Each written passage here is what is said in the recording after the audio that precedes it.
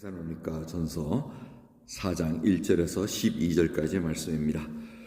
종말로 형제들아, 우리가 주 예수 안에서 너에게 구하고 권면하노니 너희가 마땅히 어떻게 행하며 하나님께 기쁘시게 할 것을 우리에게 받았으니 곧 너희 행하는 바라 더욱 많이 힘쓰라. 우리가 주 예수로 말미암아 너에게 무슨 명령으로 준 것을 너희가 아느니라. 하나님의 뜻은 이것이니 너희의 거룩함이라. 곧 음란을 버리고 각각 거룩함과 존귀함으로 자기의 아내에 취할 줄을 알고 하나님을 모르는 이방인과 같이 세욕을 쫓지 말고 이 일에 분수를 넘어서 형제를 해하지 말라. 이는 우리가 너에게 미리 말하고 증거한 것과 같이 이 모든 일에 주께서 신원하여 주심이니라. 하나님이 우리를 부르심은 부정케 하심이 아니요 거룩케 하심이니 그러므로 저버리는 자는 사람을 저버림이 아니요 너에게 그의 성령을 주신 하나님을 저버림이니라. 형제 사랑에 관하여는 너에게 쓸 것이 없음은 너희가 친히 하나님의 가르치심을 받아 서로 사랑함이라. 너희가 온 마게도냐 모든 형제를 대하여 과연 이것을 행하도다. 형제들아, 권하노니 더 많이 하고 또 너에게 명한 것 같이 종용하여 자기 일을 하고 너희 손으로 일하기를 힘쓰라. 이는 외인을 대하여 단정히 행하고 또한 아무 궁핍함이 없게 하려 함이라. 아멘. 사도 바울이 데살로니가 교인들에게 하나님의 뜻을 다시 일깨워줍니다. 바로 그것이 거룩함이라고 알려줍니다. 그 거룩함으로 얘기하면서 사회생활, 삶에서 뭐가 제일 문제가 됐냐면 이 음란이라는 것이었습니다. 여러분, 당시 로마 시대나 이런 시대를 보면은 참으로 이 성에 관한 문란은 뭐 이루 말할 수가 없습니다. 그러기에 지금 그걸 다시 얘기하면서 너희들이 그것을 분별할 수 있어야 된다고 얘기합니다. 그래서 아내를 취할 줄 알고 그 결혼을 신성시하는 그걸 다시 알려줍니다. 하나님께서 만들어 놓으신 그 제도 속에서 너희들이 어떻게 살아야 되는가. 그래서 세욕을 쫓지 말라는 겁니다. 이 이방 제사들에는 그런 여제사가 있어가지고 여사제가 있어가지고 그런 이상한 음란한 일들도 많이 일어나고 뭐 하여튼 엄청난 일들이 일어났습니다. 예? 하나님을 믿는 백성은 거기를 이제 쫓아가는 것이 아니라는 것을 분명히 알려줍니다. 그러면서 6절에 보면 이 일의 분수를 넘어서 이렇게 얘기합니다. 무슨 분수를 얘기합니까? 바로 결혼이라는 그 바운더리를 넘지 말라는 겁니다. 그래서 형제를 해하지 말라는 것은 다른 아내를 취하려고 그러고 뭐 이런 이상한 일들을 하지 말라고 얘기합니다. 만약 그 일을 행할 때에는 하나님께서 신원해 주신다. 하나님께서 그것을 갚으신다는 것을 너희가 기억하고 있으라는 얘기입니다. 그래서 이것을 잘 기억해야지 저버리는 사람을 이 사람을 저버리는 게 아니다 이렇게 얘기해요. 이게 뭐냐면 리젝트에 관한 얘기입니다. 이 말씀을 리젝트하는 자는 하나님을 저버리는 것이라는 것을 분명히 기억하라. 하나님께서 이것을 다 갚으신다라는 것을 다시 일깨워줍니다.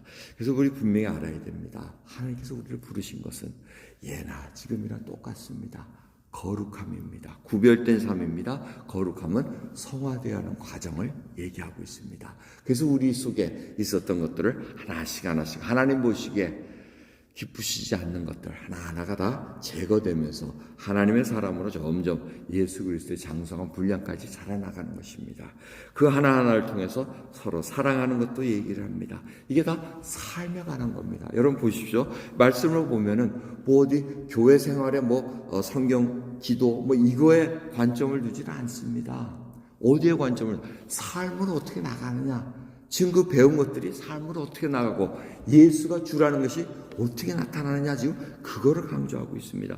그래서 11절을 보면 너에게 명한 것 같이 종용하여 이렇게 얘기합니다. 여기서 종용하다는 것은 영어 성경이 좀 확실하게 더 나와 있습니다.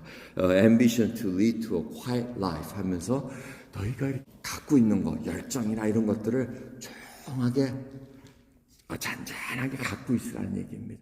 열정적으로 했다가 어떤 때는 막 디프레스하고 이런 격동 있는 삶이 아니라 quiet life, 잠잠하면서도 그 속에 하나님의 말씀이 나오고 능력이 나오는 것을 지금 하고 있으라는. 이 이유는 다 뭡니까? 이웃에게 하나님을 믿는 백성들이 어떤 삶을 사는가 그걸 보여주라는 얘기입니다.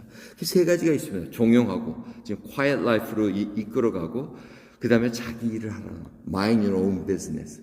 남의 일 신경 쓰지 말고 자기가 맡은 일 잘 감당하라는 얘기입니다.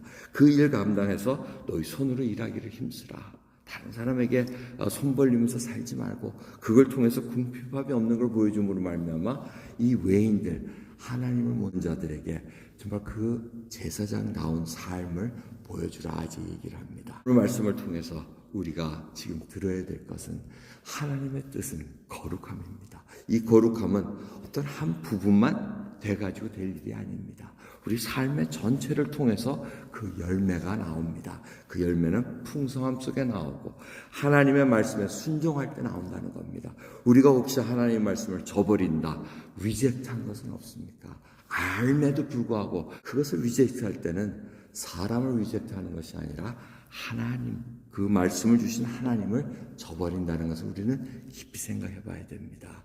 우리가 알면서도 행하지 못하는 것들, 그 하나하나가 우리의 연약함에 핑계를 대는 것이 아니라 내가 하나님의 말씀을 경외하지 않고 하나님을 어떻게 대하고 있는가에 대한 점검입니다. 오늘도 귀한 토요일 새벽합니다. 정말 이 귀한 새벽 시작할 때 소란스럽게 시작하는 것이 아니라 잠잠하면서 정말 하나님만 바라볼 수 있는 귀한 하루 되기를 간절히 소원합니다. 기도하겠습니다. 감사합니다. 참으로 저희를 부르셨나이다, 택하셨나이다.